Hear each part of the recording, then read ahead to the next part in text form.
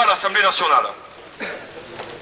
Alors que la grève représente moins de 2% des dysfonctionnements relevés dans le service public de transport et que la conflictualité dans ce secteur a considérablement baissé depuis 10 ans, le gouvernement a jugé impérieux d'utiliser la procédure d'urgence pour remettre en cause, durant l'été, un droit constitutionnel, le droit de grève.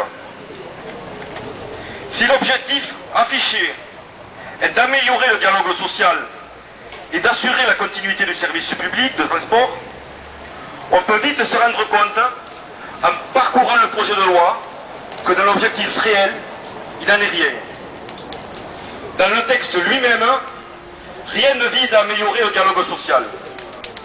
Bien au contraire, certaines des dispositions risquent de le dégrader. L'allongement de préavis devant rien obliger les directions d'entreprise à l'utilisation de ces périodes pour négocier réellement. Le ministre, comme les sénateurs, ont refusé d'introduire dans le texte des dispositions contraignantes en direction d'entreprises dans ces étapes de préavis. Par exemple, le refus de la direction régionale de la SNCF de prendre en compte les propositions des cheminots de Lannemezan qui se battent, eux, pour défendre l'emploi et la continuité du service public à la gare de Lannemezan, illustre bien les limites d'une réalité d'un dialogue social biaisé que le projet de loi n'amènera rien. Face au mur auquel ils se heurtent, les cheminots n'ont d'autre issue que de poursuivre et développer la mobilisation. Ce sera chose faite samedi prochain, 4 août, à la gare de Lannemezan.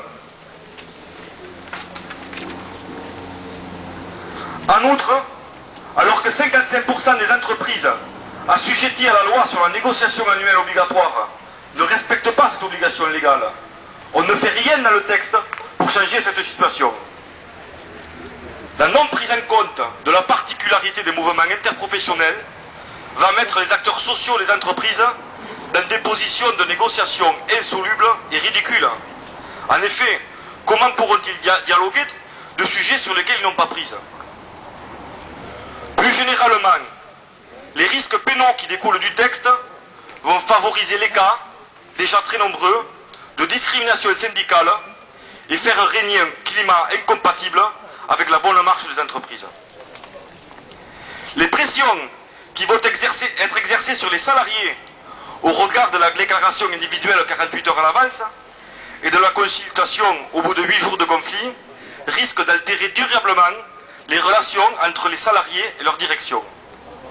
Ces deux dispositions sont des atteintes caractérisées au droit individuel de grève.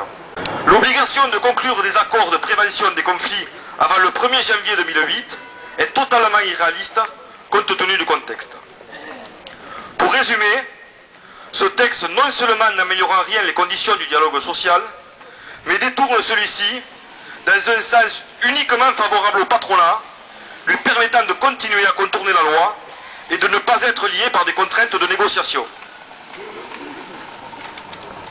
Plus largement, les stratégies du patronat et du gouvernement visant à attaquer les conditions sociales, salariales ou les systèmes de protection sociale des salariés sont favorisés dans ce projet. D'ailleurs, personne n'est dupe. Ce texte est seulement destiné à empêcher l'utilisation du droit de grève en réaction à ces attaques répétées. Dans les faits, rien n'a appelé à un durcissement de la réglementation, d'autant plus qu'il est établi que la conflictualité a significativement baissé dans les transports. Rien. Sauf si en préparation de loi antisociale, le gouvernement a peur de la réaction des salariés et cherche à limiter leurs possibilités de réaction. Nous assistons donc, en pleine vacances d'été, à un exercice hypocrite de la part du gouvernement et de la majorité parlementaire qui cachent mal leur crainte de se retrouver dans le futur face à des mouvements sociaux. Et c'est là la véritable motivation d'un texte dans lequel le dialogue social dans les entreprises et l'intérêt des usagers ne sont que des excuses destinées à le présenter comme un véritable texte de progrès social.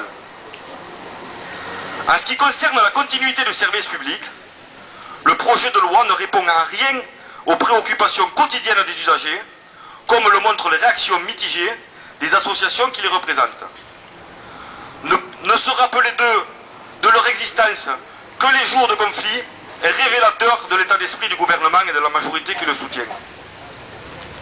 Ouvrir, tel que nous le demandons, un véritable débat sur la qualité des services publics et des moyens que cela nécessite, risquerait peut-être de percuter une politique prônant les baisses d'impôts et la redistribution des bénéfices aux actionnaires au détriment des investissements productifs. Ce texte, et ça n'est pas un hasard, est quasi exclusivement tourné vers le conflit.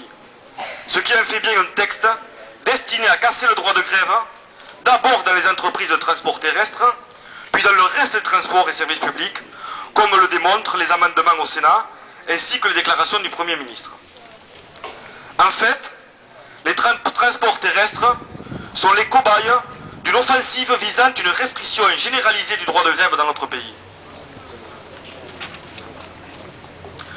Nous, organisations syndicales, nous pensons que la France a besoin de plus de dialogue en permanence dans les entreprises, dans les autorités organisatrices, pour diminuer la conflictualité et fournir aux usagers des services publics de qualité.